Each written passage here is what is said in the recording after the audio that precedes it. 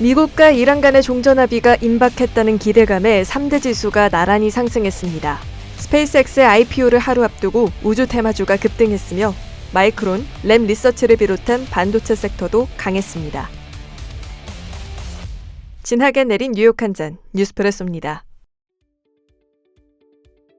현지 시간 11일 뉴욕 증시가 강하게 살아났습니다.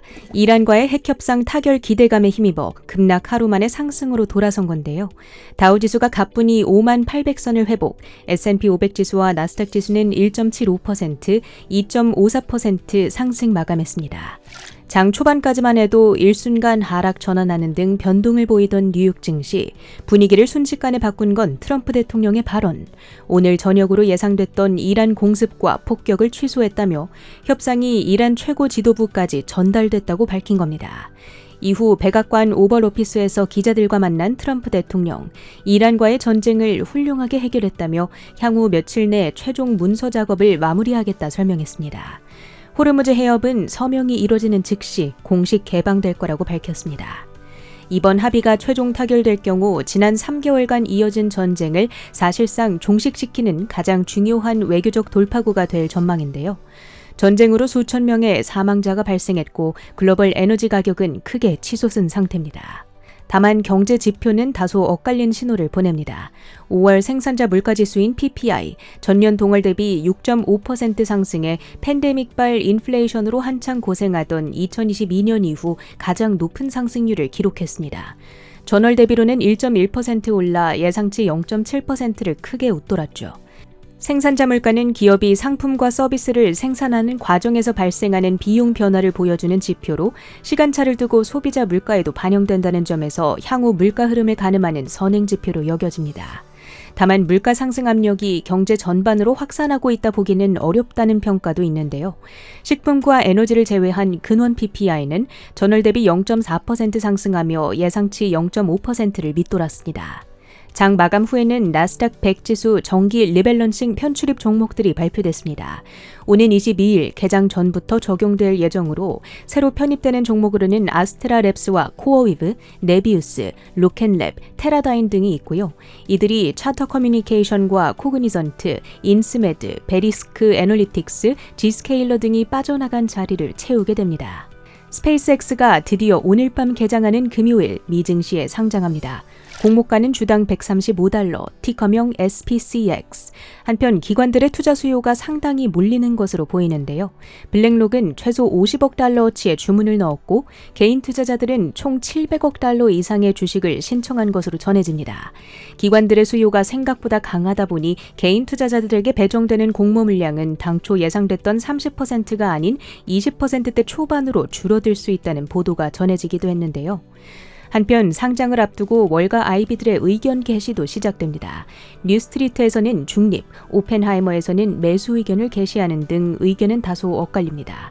강세 논리의 핵심은 스타링크를 통해 스페이스X가 전 세계 위성 인터넷 시장을 지배할 가능성이 있다. 그리고 우주 데이터 센터가 장기적으로 지상보다 저렴할 가능성 등이 꼽힙니다. 반대로 약세론의 핵심 논리로는 밸류에이션 부담, 1조 8천억 달러라는 시장 가치의 미래 성장성이 이미 반영됐다는 거고요. 과연 오늘 밤 주가 움직임은 어떻게 될 것인가? 누구도 정확히 예상할 수는 없겠지만 예측 시장 플랫폼인 폴리마켓의 트레이더들은 첫날 강한 상승을 예상합니다. 시가총액 2조 달러를 넘길 가능성이 높다는 시각, 이를 위해서는 주가가 13% 정도 올라줘야 할 텐데요. 상장 이후 스페이스X뿐만 아니라 각종 우주 관련주들 및 ETF들의 높은 변동성에 당분간 유의해야겠습니다. 주도주들의 화려한 컴백, 전날 오라클의 실적 발표로 높은 지출 대비 단기 수익성에 대한 우려가 재부각되며 빅테크들은 상대적으로 부진했던 반면 높은 자본 지출에 따른 실적 수혜를 그대로 가져가게 되는 AI 인프라 진영 내 강세가 또 한 번 연출됐습니다. 엔비디아가 2%대, 인텔과 AMD가 9%, 7%대, 특히 에이전틱 AI 시대 개막에 따른 CPU 기회 확대를 이유로 뱅크 오브 아메리카가 목표가를 각각 135, 560달러로 상향 조정한 점도 긍정적이었고요. 마이크론은 울프 리서치가 AI 데이터 센터 수요 확대로 인한 D램 HBM의 강력한 가격 마진을 이유로 목표가를 기존의 550에서 1250달러로 높여 잡자 11%대 급등, 샌디스크도 14.5% 뛰었습니다. 반도체 장비 및 부품사들은 SK하이닉스가 2034년까지 웨이퍼 생산 능력을 3배로 확대하겠다는 장기 투자 계획을 밝히자 장비 수요 급증 기대를 반영하며 램리서치와 KLA 코퍼레이션이 12%대 뛰었고요. 광통신주인 코히어런트와 루멘텀은 JP모건의 비중 확대 의견 재확인 소식을 반영하며 강했습니다. 오라클은 8.5% 급락했는데 AI 확장을 위해 최대 950억 달러의 자본 지출을 단행한다는 소식에 비용 부담 이슈가 다시 불거집니다. 이는 빅테크 전반이 함께 안고 가는 우려인 만큼 마이크로소프트가 1%대, 메타가 약보합 마감에 그치는 등 상대적으로 부진했습니다. 중소형 테마주들도 전반적으로 강했던 가운데 특히 스페이스X 상장을 하루 앞두고 모멘투스가 43%, 에코스타가 11%대 뛰었고요. 그 밖에는 항공 크루즈 여행주들이 강하게 오르고 에너지주가 내리는 전형적인 종전 플레이가 나타났습니다. 주요 헤드라인도 살펴보시죠. 뱅크 오브 아메리카가 서버 CPU 시장의 폭발적인 성장을 예고했습니다. 뱅크 오브 아메리카는 최신 보고서에서 올해 350억 달러 규모인 서버 CPU 시장이 2030년에는 1,700억 달러를 넘어설 것으로 전망했습니다. 이는 5년 만에 5배 성장하는 셈으로 기존 추정치인 1,250억 달러를 크게 웃도는 수치입니다. 에이전트 AI는 단순히 질문에 답을 하는 것을 넘어서 사용자를 대신해 실제 업무를 수행하는 AI를 의미하는데요. 이 에이전트 AI가 성장 동력이란 분석입니다.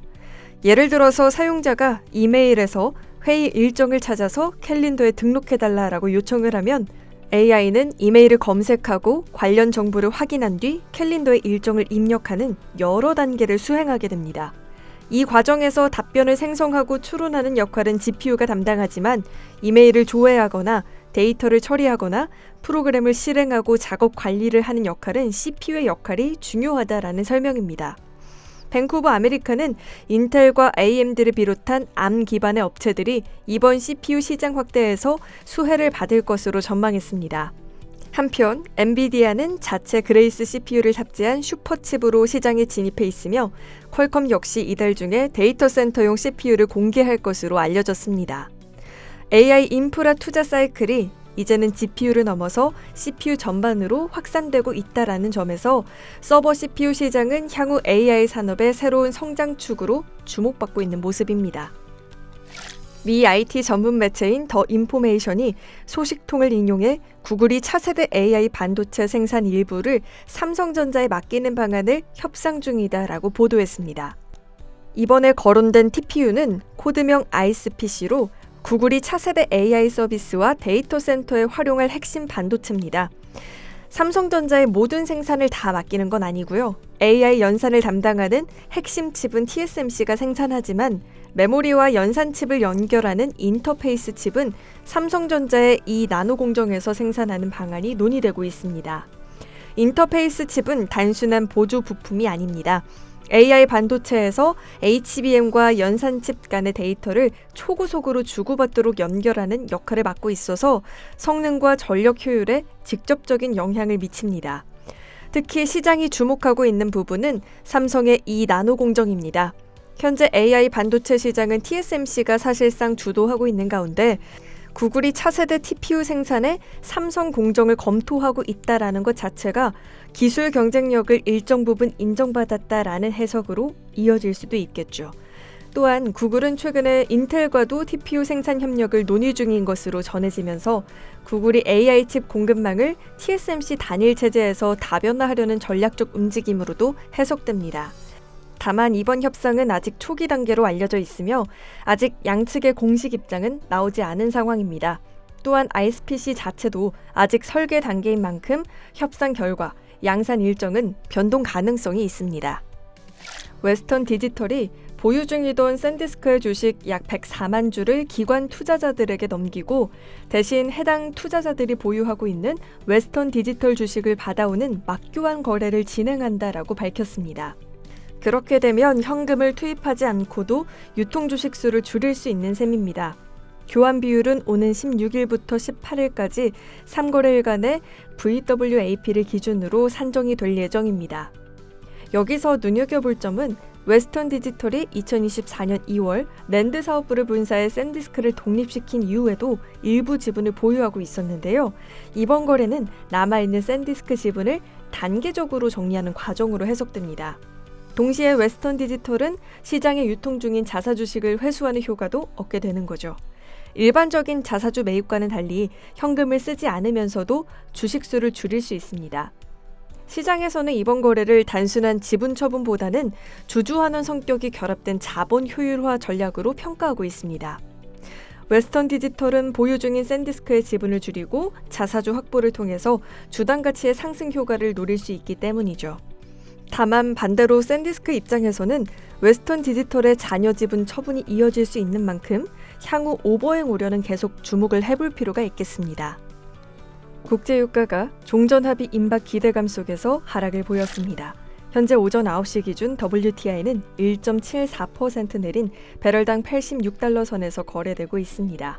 금은 0.5% 내리면서 이번 주에만 6% 넘는 하락을 이어가고 있고 비트코인은 종전 기대감 속에서 투자 심리가 회복되며 3%대 반등을 보이고 있습니다. 지금까지 뉴스프레소였습니다.